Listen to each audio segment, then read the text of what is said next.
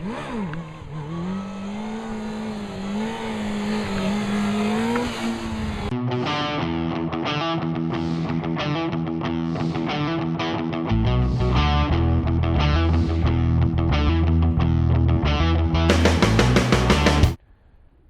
čia Virgis, motociklų mokykla LT, kurioje mokome tiek pradedančiuosius, tiek pažengusiuosius motociklininkus tobulinti savo vairavimo įgūdžius ir vairuoti saugiai ir ekstremaliai.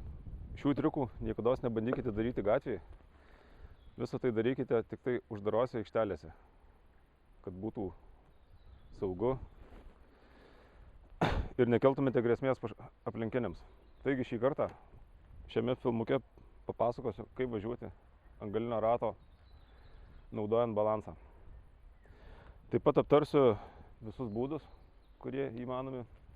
Atsisėdus, atsistojus ant kojelių, užlipus ant sėdynės, ant bako, viskas paeiliui. Taigi, važiavimas ant balanso.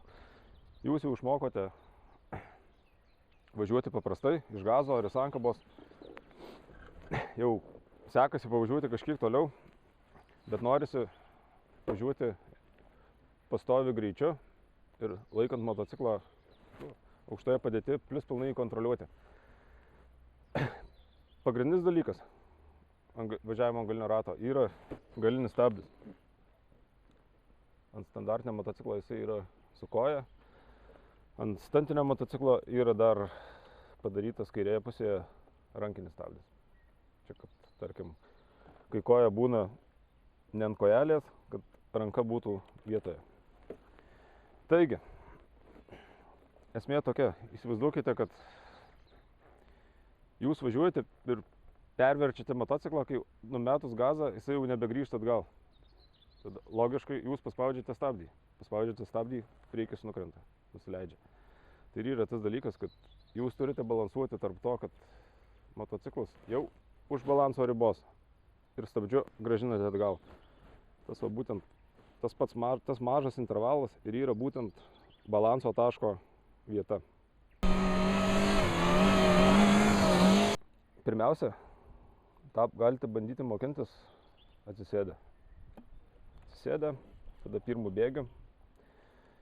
bėgių važiuojate ir kaip mokiau, sankabą atleidžiate, bet stenkitės iš karto pasiekti, kad motociklas, kuo motociklo priekis kuo aukščiau pakiltų. Kai jisai tik pakyla, nelaukite, kad jisai pakils aukštai, iš karto galiniu stabdžiu spaudžiat, krenta žemyn.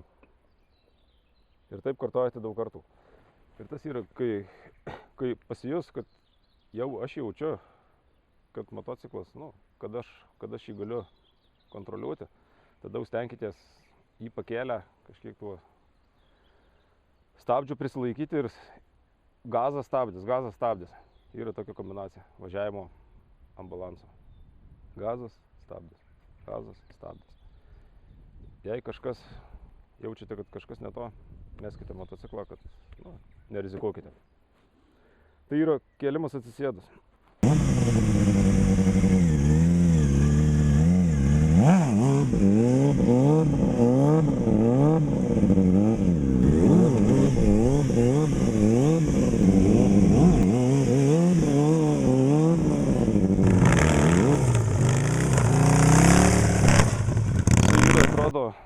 Toks kaip saugesnis, bet aš jums rekomenduočiau padėtį tokią, kai dešinė koja ant vairuotojo kojelės, kartu pasiruošusi spausti stabdį, dešinė. Kairė koja ant keleivio kojelės. Tai yra pati optimaliausia padėtis kėlimui, nes jūs iš karto visų kūnų galite reguliuoti ir važiavimo trajektoriją, ir važiavimo kampą. Plius pas jūs yra rankų rezervas, kad galite stumti, traukti motociklą. Ir taip pat ant kojų irgi tą balansą galite gaudytis.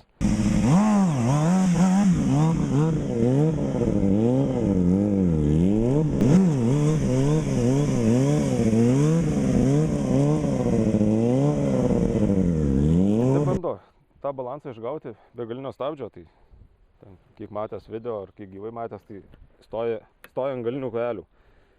Bet tas kampas motociklo yra gan neblogas, bet iš tikrųjų nėra jokio saugiklio. nėra po koja stabdžio, kad sugrąžinti motociklą žemyn. Ir aišku, matėt, kad yra dar įvairių kombinacijų. Tai ten važiavimas ant galinio rato, atsisėdus ant bako, taip įskėtus kojas, vadinamas albatrosas arba spryderis. Viena koja ant vairo, tai čia 50-50 arba, kaip aš vadinu, B15. Kojos abi ant vairo, tai high chair, aukšta kėdė.